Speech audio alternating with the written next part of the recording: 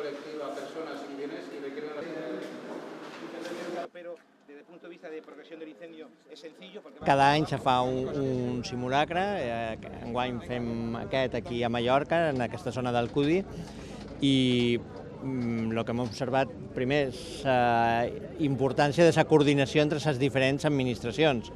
la importància de la bona coordinació entre el govern balear, bombers de Mallorca, policia local, Creu Roja, protecció civil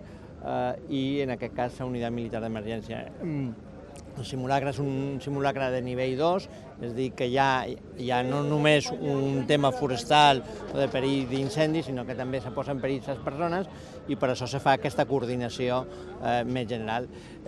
Crec que és fundamental, bàsic, a una comunitat, a qualsevol banda, però en una comunitat autònoma turística, fer un simulacre antes de la temporada turística i dir als nostres ciutadans que viuen en un lloc segur i que, a més, els nostres visitants venen a Balears un lloc segur.